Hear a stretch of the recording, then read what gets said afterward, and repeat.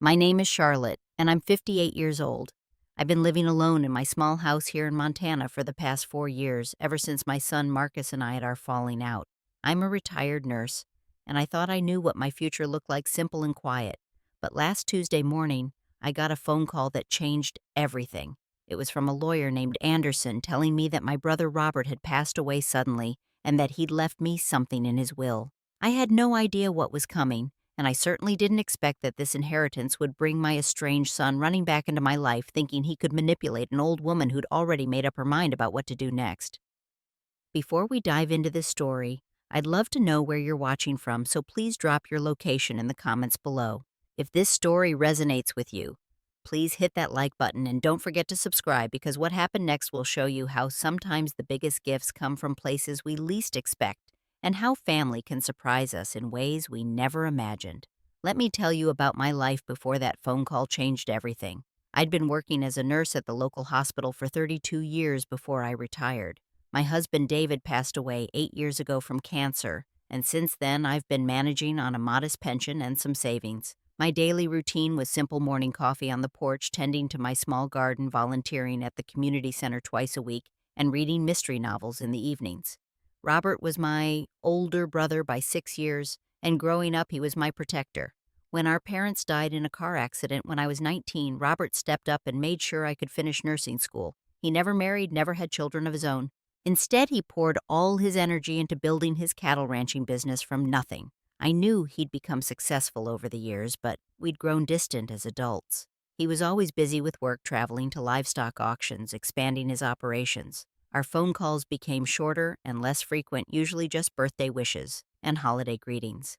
My relationship with my son Marcus was the complete opposite, at least until 4 years ago.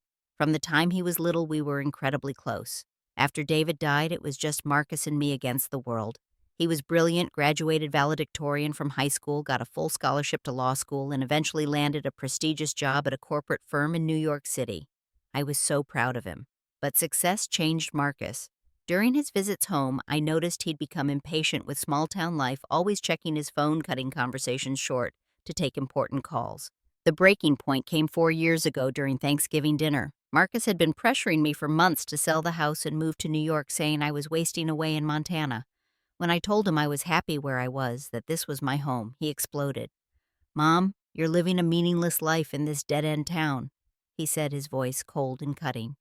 "You could be living in a nice apartment close to culture, close to me, but instead you're choosing to rot away in this place where nothing ever happens." Those words hit me like a physical blow.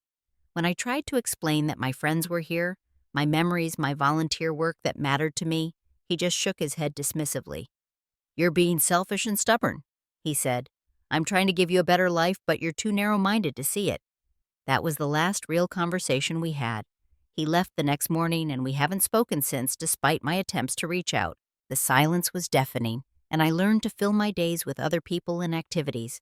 I got closer to my neighbor, Mrs. Peterson, started helping more at the food bank, and discovered I was stronger than I thought. But there was always an ache in my heart where my son used to be.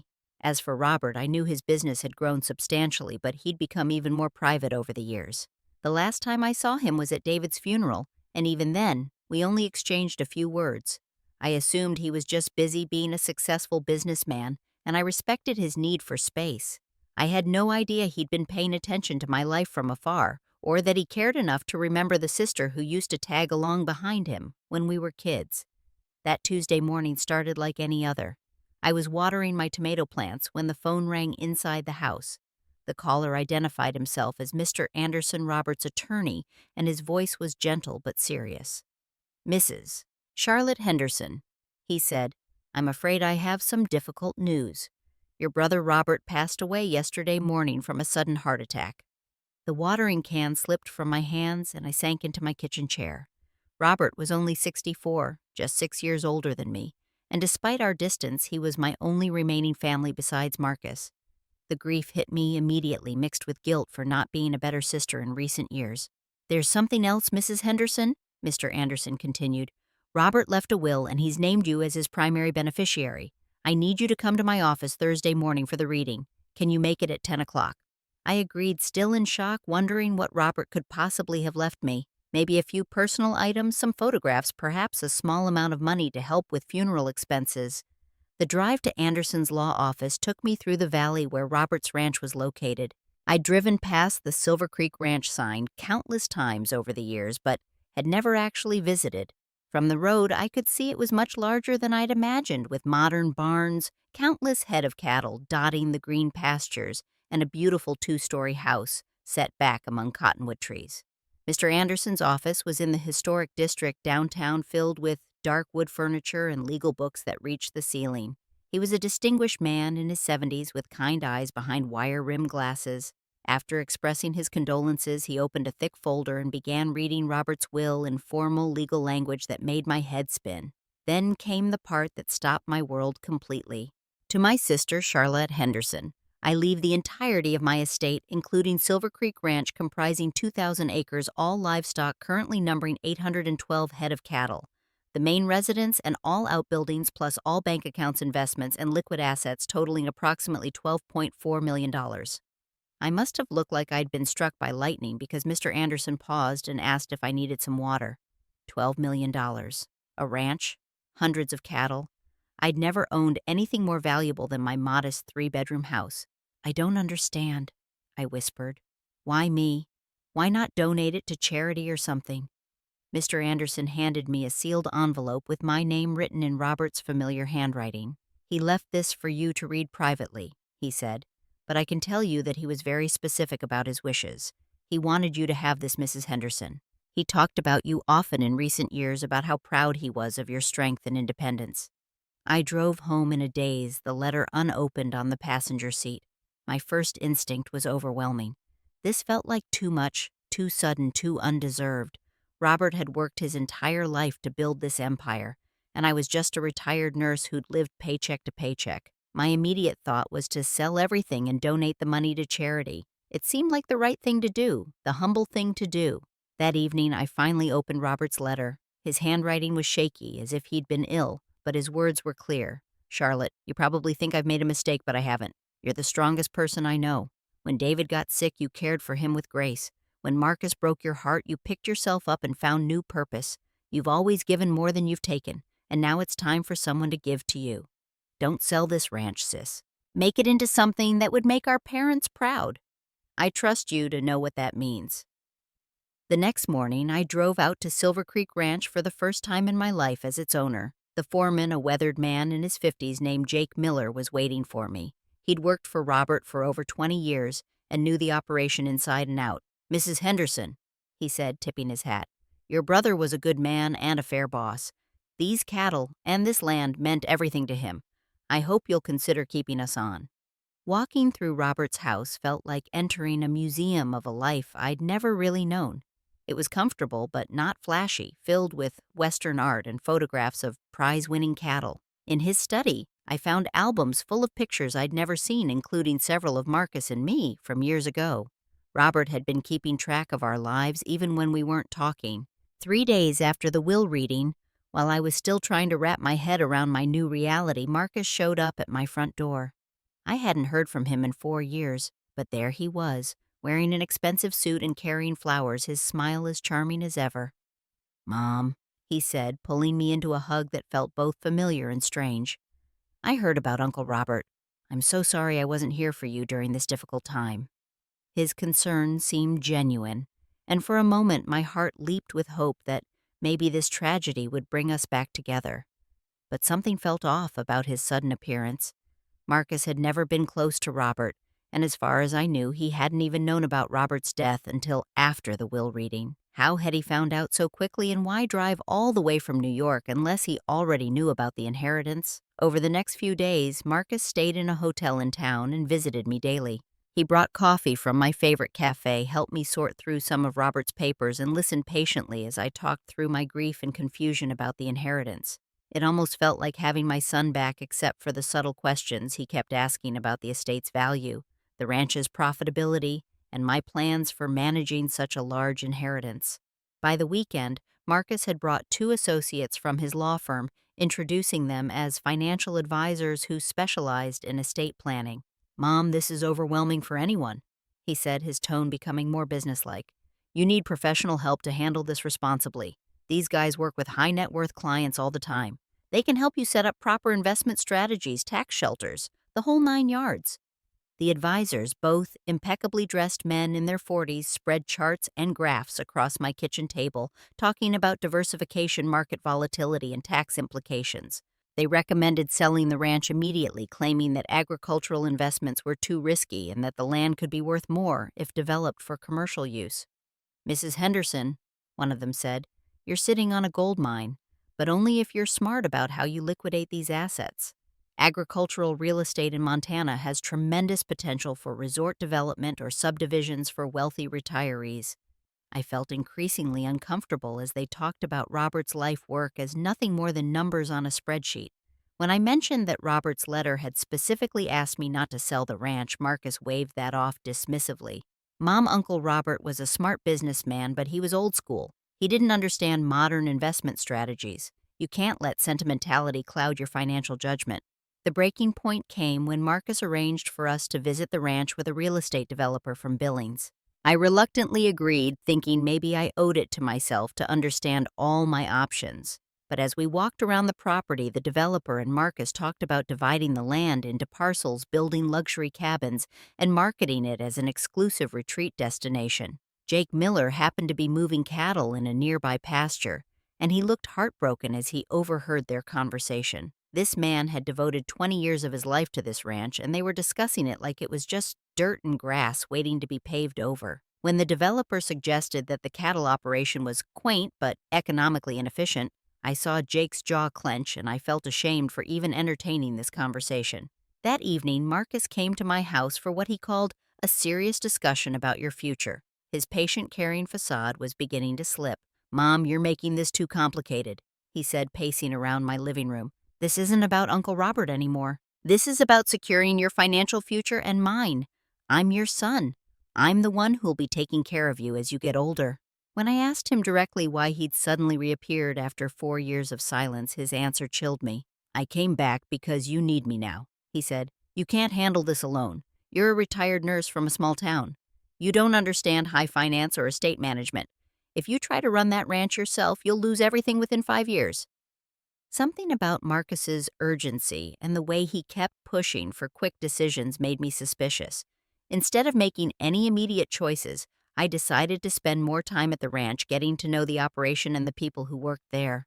What I discovered opened my eyes to a brother I'd never really known. Jake Miller became my guide into Robert's world. As we drove around the property in his pickup truck, Jake told me stories about Robert that revealed a completely different man than the distant business-focused brother I remembered. "Your brother wasn't just a successful rancher," Jake explained. "He cared about this community in ways most people never knew about." Jake showed me records that Robert had kept meticulously. For the past 15 years, Robert had been quietly paying medical bills for elderly neighbors who couldn't afford treatment. He'd covered funeral expenses for families in crisis, provided college scholarships for local kids, and had even bought groceries anonymously for struggling families during hard winters. He never wanted recognition for any of it, Jake said. He'd just say, "People helped me when I was starting out. Now it's my turn to help them. There's probably 50 families in this county who've been touched by your brother's generosity, and most of them never knew it was him." This revelation led me to explore Robert's house more thoroughly. In his home office behind a bookshelf, I discovered a hidden room that took my breath away. The walls were covered with photographs, letters, and newspaper clippings, all carefully organized and preserved. There were pictures of me receiving my nursing degree, newspaper mentions of my volunteer work at the food bank, even a photo someone had taken of me reading to children at the library. But most surprising were the letters. Dozens of them written in Robert's handwriting but never sent. Letters to me over the years, sharing his thoughts about my life, expressing pride in my accomplishments, and revealing his regret about our growing distance. In one letter, dated just 6 months before his death, he wrote, "Charlotte deserves so much better than the life she's had to scrape together. She's given everything to take care of others, and she's never asked for anything in return. If something happens to me, I want her to finally have the security and comfort she's earned." Among the papers, I found detailed records of Robert's charitable giving. He'd created an informal network of assistants that had been supporting our rural community for years. He'd helped young people attend college, assisted elderly neighbors with home repairs, and had even quietly bought the mortgage on our local food bank building to prevent it from being sold. The most shocking discovery was a folder labeled Marcus. Robert had been keeping track of my son's life too, but his notes painted a troubling picture. There were newspaper clippings about Marcus's law firm, including one about a lawsuit involving questionable investment advice that had cost clients significant money. There were also copies of court records showing that Marcus had been borrowing heavily against his future earning potential and was carrying substantial debts. One of Robert's unsent letters, written just 3 months before his death, mentioned his concerns. "I worry about Charlotte's boy. He's gotten mixed up with people who care more about money than character. If he ever tries to take advantage of Charlotte's inheritance, I hope she'll be strong enough to see through his manipulation." The final piece of the puzzle was a formal letter Robert had written to his attorney dated 2 weeks before his death. In it, he outlined his specific wishes for the inheritance. Charlotte is to use this ranch and these resources to continue the work I've been doing in this community, but in her own way. She has a nurse's heart and a natural instinct for helping people. I trust her to find the right balance between compassion and good business sense. As I absorbed all of this information sitting in Robert's hidden room, surrounded by evidence of his love for our community and his faith in me, I realized that Marcus's pressure to sell everything quickly wasn't just about financial strategy. He saw this inheritance as his personal windfall, not as Robert's legacy of community service. That realization became crystal clear the next day when I overheard a phone conversation that changed everything between Marcus and me forever. I'd gone to the ranch early in the morning and had found Marcus there, apparently thinking he was alone. He was standing on the front porch talking loudly into his phone, and his words stopped me cold. "No, Jessica, she's being completely unreasonable," he was saying to what I assumed was his wife. "The old woman doesn't understand that this is our chance to finally get ahead. I've been playing the loving son role for 2 weeks now, but she's not budging. She actually thinks she should keep this place and play cowgirl at her age." I stood frozen behind the corner of the house, listening to my son reveal his true feelings about me and his real motivations for returning to Montana. The conversation I overheard shattered any remaining illusions I had about Marcus's sudden reappearance in my life. "Listen, Jessica, I know we're in deep with the credit cards and the mortgage on the coop, but this inheritance is worth at least $15 million once everything's liquidated." Marcus continued, his voice taking on the aggressive tone I remembered from our last fight 4 years ago. "My mother is sitting on a fortune and she wants to play farmer because of some sentimental garbage my uncle wrote in a letter." He paused, apparently listening to his wife's response, then laughed bitterly. "Of course she doesn't deserve it. She's a retired nurse who's never made more than $40,000 a year in her life. Meanwhile, I've got law school loans, business debts, and we're 3 months behind on our maintenance fees. This money should come to me eventually anyway. I'm just trying to speed up the process." What came next made my blood run cold. "I've already talked to some colleagues about challenging the will," Marcus said. "If we can prove that Robert was mentally incapacitated when he wrote it, or that Charlotte used undue influence, somehow we might be able to get the whole thing overturned. The old man barely talked to our family for years, so why would he suddenly leave everything to her instead of his own nephew?" I pressed my back against the wall, feeling sick to my stomach as my own son discussed destroying me financially and legally.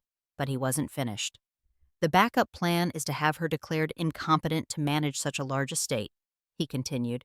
"I mean, look at her. She's almost 60 lives alone, has no business experience. It wouldn't be hard to argue that she needs a guardian to protect her from making poor financial decisions." At that moment, Jake Miller's pickup truck pulled into the driveway, and Marcus quickly ended his call. I slipped back to my car and drove home, my hands shaking so badly I could barely hold the steering wheel. Everything made sense now. Marcus's sudden affection, his concern for my well-being, his insistence on bringing in financial advisors, it was all part of a calculated plan to get control of Robert's money. That afternoon, Marcus came to my house with a new sense of urgency. He'd brought legal documents that he wanted me to sign, papers that would give him power of attorney over the estate temporarily, while we sorted out the best investment strategies. "Mom, I've been thinking about this all morning," he said, his voice filled with fake concern. "You're under a lot of stress right now, grieving Uncle Robert, dealing with all these new responsibilities. Why don't you let me handle the business side of things while you focus on healing?" When I hesitated to sign anything, Marcus's patience finally snapped. "Mom, you're being incredibly selfish right now," he said, his voice rising. Do you have any idea what this inheritance could mean for my family? Jessica and I have been struggling for years trying to maintain our lifestyle, keep up with our obligations. You've lived a simple life? You don't need $12 million. But I have children to think about, a career to maintain, responsibilities you can't even imagine. I stared at my son, seeing him clearly for perhaps the first time in years. Children? I asked quietly. You don't have any children, Marcus. He waved that away impatiently. Well, not yet, but we're planning to start a family, and that requires financial security. The point is, I have a future to build, and you're just going to waste this money on some ridiculous fantasy about running a ranch. The conversation escalated quickly from there. Marcus accused me of being ungrateful for all the help he'd been offering. He suggested that my grief over Robert's death was affecting my judgment. He even implied that at my age, I should be thinking about moving into assisted living rather than taking on new responsibilities. You're almost 60 years old, Mom, he said cruelly. You don't have the energy or the intelligence to manage a complex agricultural operation. You're going to lose everything, and then where will you be? At least if you give me control now, I can preserve the wealth for both of us.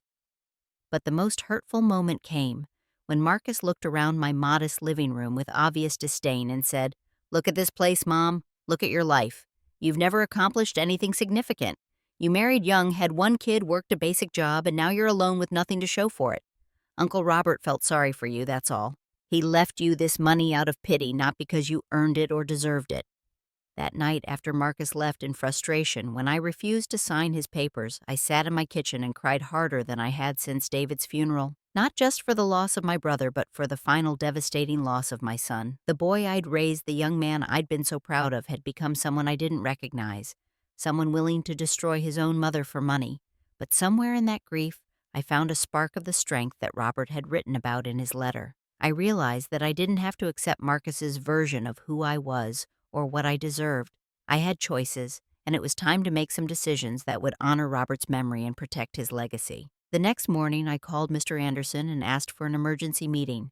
I needed to understand exactly what legal protections Robert's will provided and what steps I could take to prevent Marcus from carrying out his threats. Anderson was both shocked and sympathetic when I told him about the conversation I'd overheard and Marcus's attempts to pressure me into signing over control of the estate. Mrs. Henderson, your brother was very thorough in how he structured this will, Anderson assured me. It's completely bulletproof legally. Robert specifically included language protecting against exactly this kind of challenge. He was quite explicit that the inheritance was for you alone, not for any other family members, and he included detailed reasoning for his decision. Anderson showed me additional documents that Robert had prepared, including a comprehensive psychological evaluation he'd undergone just months before his death, proving his mental competency. There were also detailed financial records showing his methodical decision-making process, and even a video recording where Robert explained his reasoning for the inheritance. Your brother was obviously concerned about potential family disputes, Anderson explained. These documents make it virtually impossible for anyone to challenge his will successfully. As for the competency angle your son mentioned, that's equally baseless. You're a healthy, intelligent woman with decades of professional experience. No court would ever declare you incompetent simply for inheriting money. With that legal security in place, I began developing my own plan. I spent the next week working with Anderson to establish the Robert Henderson Memorial Foundation, a legal entity that would protect the ranch and Robert's charitable work from any future interference. The foundation would own the ranch and continue Robert's tradition of community support, but with a more organized, transparent structure. I also met with Jake Miller and the other ranch employees to learn more about the day-to-day operations. I discovered that Robert's business was not only profitable but was actually expanding, with several other ranchers interested in partnering with us for sustainable cattle management. The ranch didn't need to be sold or developed. It needed to be protected and grown. My trump card came when I reviewed the security camera system Robert had installed around the ranch house. I had noticed cameras during my visits but assumed they were for security against theft. When I asked Jake about them, he showed me how to access the recordings, explaining that Robert had been worried about liability issues with visitors and employees. Going through the footage from the past 2 weeks, I found exactly what I was looking for. There was clear video of Marcus forging my signature on several documents while he thought he was alone in Robert's study. There was also audio of him making phone calls to real estate developers discussing sale prices and development plans without my knowledge or consent. Armed with this evidence, I scheduled one final meeting with Marcus.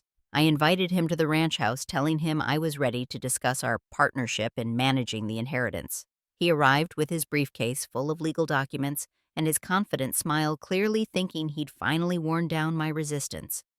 "Mom, I'm so glad you've come to your senses," he said, settling into Robert's favorite chair as if he already owned the place.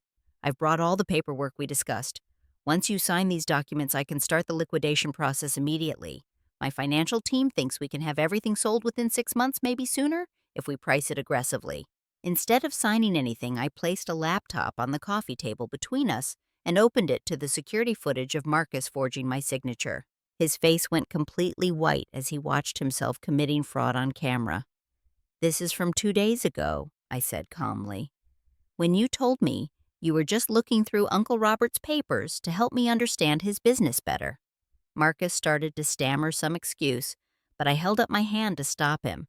"I also have recordings of your phone conversations about challenging the will and having me declared incompetent. Mr. Anderson has reviewed all of this evidence and he's prepared to file criminal charges if necessary." What followed was the most painful conversation of my life. Marcus broke down completely, admitting that he'd gotten in over his head financially in New York and was facing potential bankruptcy without access to Robert's inheritance.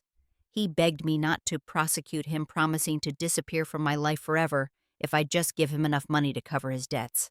"I never meant for it to go this far, Mom," he said, tears streaming down his face. "I just panicked when I heard about the inheritance. Jessica and we've been living beyond our means for years, trying to keep up with everyone else in the city. When I realized how much money Uncle Robert left you, it seemed like the answer to all our problems." But even in his confession, Marcus couldn't help but reveal his true character. "You have to understand, Mom, $12 million is life-changing money for someone like me, but for you, what difference does it really make? You're going to live the same simple life regardless. At least I could have used it to build something significant, something that would have made the family name mean something." I looked at my son, this stranger who shared my blood but none of my values, and felt a profound sadness mixed with relief. "Marcus," I said quietly, "the family name already means something. It means integrity, compassion, and service to others. Uncle Robert spent his life building that reputation, and I intend to continue it."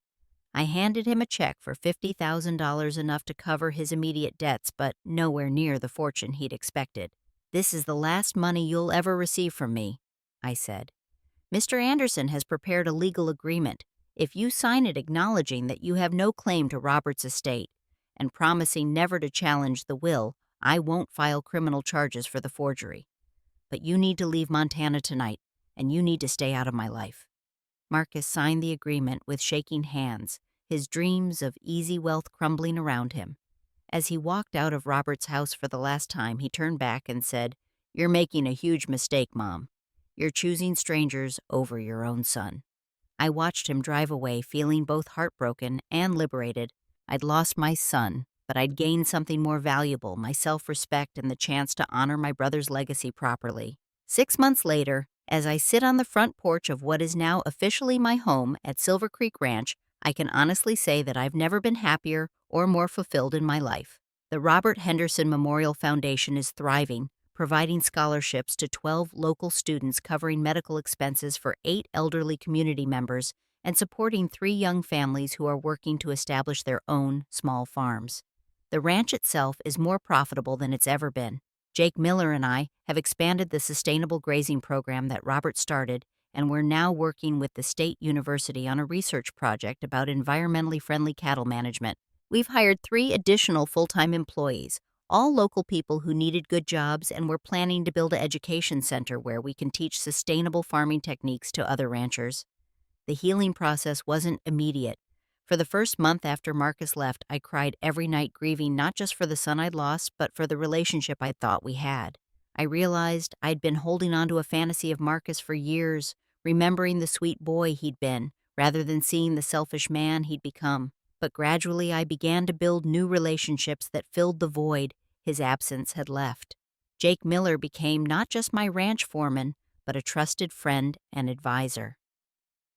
Mrs. Peterson, my neighbor from town, visits regularly and has become like a sister to me. The families we've helped through the foundation treat me like part of their extended family, and I've discovered that there are many different ways to experience love and connection. I've also grown into my role as a businesswoman in ways I never expected. Working with Anderson and other advisors, I've learned about investment strategies, tax planning, and estate management. It turns out that the organizational skills I developed as a nurse and the compassion I've always felt for others translate surprisingly well into running a foundation and managing employees. The most rewarding part of this new life is seeing Robert's vision come to fruition in ways he probably never imagined. We've created a model for how agricultural businesses can be profitable while also serving their communities. Visitors from other states come to study our programs, and we're being asked to consult with other foundations about rural development strategies. But beyond all the business success and community impact, what I treasure most is the peace I've found. I no longer lie awake at night worrying about money or feeling guilty about the choices I've made. I know that I'm living the life Robert wanted for me, using his gifts to create something meaningful and lasting. I think about Marcus, sometimes wondering if he's found a way to rebuild his life in New York, hoping that someday he might understand what he gave up when he chose money over family. But I've learned that I can't save someone who doesn't want to be saved, and I can't love someone into being a better person than they choose to be. The lesson that has emerged from all of this is that family isn't always defined by blood. Sometimes it's the people who show up when you need them most, who support your dreams rather than trying to profit from them, who see your potential rather than your limitations. Jake, Mrs. Peterson, the families we've helped, even Mr. Anderson, have become my chosen family, and our bonds are stronger because they're based on mutual respect and genuine caring. And sometimes the best response to betrayal isn't revenge or bitterness, but simply living well and using your resources to help others do the same. Robert gave me more than money when he left me his estate. He gave me the chance to discover who I really am when I'm not defined by other people's expectations or limitations. What about you? Have you ever had to choose between family loyalty and your own integrity? Have you discovered that sometimes the most loving thing you can do is to stop enabling someone's destructive behavior? Drop a comment below and share your story. If this video resonated with you, please give it a like and subscribe to our channel for more real-life stories about family relationships and finding strength in unexpected places. Share this with someone who might need to hear that it's never too late to stand up for yourself and build the life you truly deserve. Thank you so much for listening to my story. And remember that sometimes the inheritance that matters most isn't money or property, but the courage to choose love over fear, integrity over convenience, and community over selfishness.